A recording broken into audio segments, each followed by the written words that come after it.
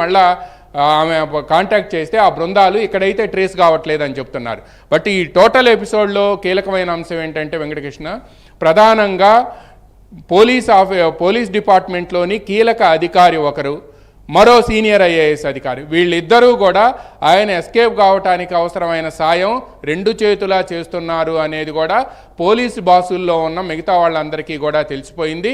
అందువలన ఎవరైతే టీమ్స్ వెళ్ళారో, హైదరాబాద్ వెళ్ళిన 4 టీమ్స్ కానీ, చెన్నై వెళ్ళిన 2 టీమ్స్ కానీ, మీరు మీ ఫోన్ల నుంచి మాకు మినహా ఇంకెవరికైనా వెళ్తే మాత్రం మిమ్మల్ని టాలరేట్ చేయము అని చెప్పి ఈరోజు మార్నింగ్ వార్నింగ్ ఇచ్చారు.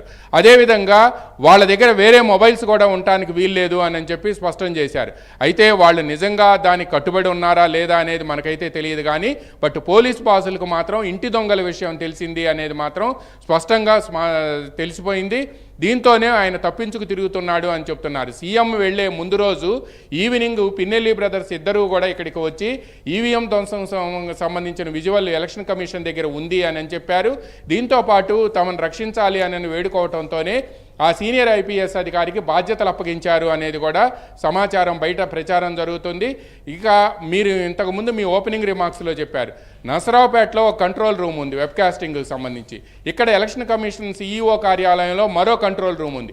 ఈ 2 కంట్రోల్ రూములో ఉండే అధికారులు మాచర్ల నియోజకవర్గం క్రిటికల్ కాన్స్టిట్యున్సీ అని ముందుగా డిక్లేర్ చేసినప్పటికీ ఆ వీడియో ఫుటేజ్ని పరిశీలిస్తున్న 2 అధికారుల మీద ఈ రోజు వరకు చర్యలు తీసుకోలేదు.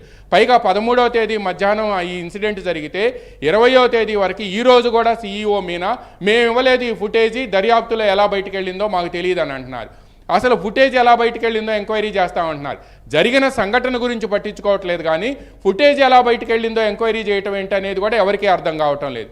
దీంతోపాటు నసరావుపేటలో కూడా ఒక జిల్లా స్థాయి అధికారి విజయభాస్కర్ రెడ్డి అనే ఒక జిల్లా స్థాయి అధికారి అక్కడ వీడియో ఫుటేజ్ని మొత్తం మాచర్ల కాన్స్టిట్యున్సీకి సంబంధించి వీడియో ఫుటేజ్ని ఆయన సూపర్వైజ్ చేస్తున్నారు. ఆయనకి క్లియర్గా కనిపించి ఉండాలి, అది క్రిటికల్ కాన్స్టిట్యున్సీ కాబట్టి.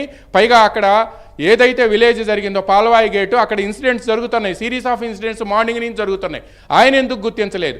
ఆయన మీద వెంటనే యాక్షన్ తీసుకోవాలి. ఒకవేళ గుర్తించినా కూడా దాన్ని ఆపేశారా అనే అంశానికి సంబంధించి ఈరోజు టీడీపీ సీఈఓ కంప్లైంట్ ఇవ్వటమే కాకుండా ఆయన ఇమీడియట్గా ఆయన మీద యాక్షన్ తీసుకోవాలని కోరింది.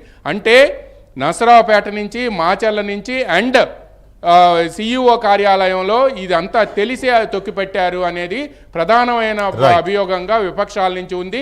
అదేవిధంగా ప్రిసైడింగ్ అధికారి కానీ, పోలింగ్ ఆఫీసర్, వీళ్ళిద్దరిని ఇందాకనే సస్పెండ్ చేశారు. దీంతోపాటు అక్కడ ఉండే రిటర్నింగ్ ఆఫీసర్, పల్నాడు జిల్లా జాయింట్ కలెక్టర్, ఆయన కానీ వీళ్ళు ముగ్గురు ఎవరు కూడా వాళ్ళు అన్ఐడెంటిఫై, గుర్తు తెలియని వ్యక్తులు ధ్వంసం చేశారని చెప్పారు కానీ ఎక్కడా కూడా పిన్నెల్లి రామకృష్ణారెడ్డి మీద కంప్లైంట్ ఇవ్వలేదు. ఎందుకు ఇవ్వలేదు అంటే వాళ్ళు భయపడి ఉంటారు అని చెప్తున్నారు. ప్రిసైడింగ్ ఆఫీసర్ ఆయన డైరీలో క్లియర్గా ఈవీఎంని అదేవిధంగా వీవీప్యాట్ని కంట్రోలింగ్ యూనిట్ని ధ్వంసం చేశారని చెప్పిన తర్వాత ఎవరు చేశారు అని అనేది కూడా తప్పనిసరిగా ఇవ్వాలి. పల్నాడుకు సంబంధించి ఆ పాల్వాయి గేట్లో ఉండే ప్రిసైడింగ్ ఆఫీసరు మీరు నిన్న కూడా చెప్పారు, ఆయన ఎమ్మెల్యే వెళ్ళిన వెంటనే లేచి నిలబడి ఆయనకు అభివాదం చేయడంతో పాటు చాలా వినయంగా చేతులు కట్టుకు నుంచున్నారు. వచ్చి అక్కడ కంట్రోలింగ్ యూనిట్ని ధ్వంసం చేస్తున్నా, వీవీప్యాట్ని ధ్వంసం చేస్తున్నా కూడా మాట్లాడలేదు. ఎమ్మెల్యే అని తెలుసు కాబట్టి ఆయన లేచి అభివాదం చేశారు. అటువంటిప్పుడు అన్ఐడెంటిఫైడ్ పర్సన్స్ అని ఎలా ఇస్తారనేది ఈరోజు సీఈఓ ఆర్డర్స్ ఇవ్వడంతో ఈరోజు సస్పెండ్ చేశారు వాళ్ళిద్దరు. అంటే ఈ మొత్తం వ్యవహారంలో కింది స్థాయి నుంచి పై స్థాయి వరకు కూడా అధికారులకు తెలిసే ఇది జరిగింది, ఆయన తప్పించటంలో కూడా తెలిసే జరిగింది అనేది కూడా ఇక్కడ ప్రధానమైన అంశం అని చెప్పి కూడా అందరూ భావిస్తున్నారు. వెంకటకృష్ణ రైట్, ఒకసారి మనం ఢిల్లీ కృష్ణతో మాట్లాడదాం. కృష్ణ, ఇది నిజానికి కేంద్ర ఎన్నికల సంఘం దృష్టికి వెళ్ళి కేంద్ర ఎన్నికల సంఘం సీరియస్గా తీసుకుని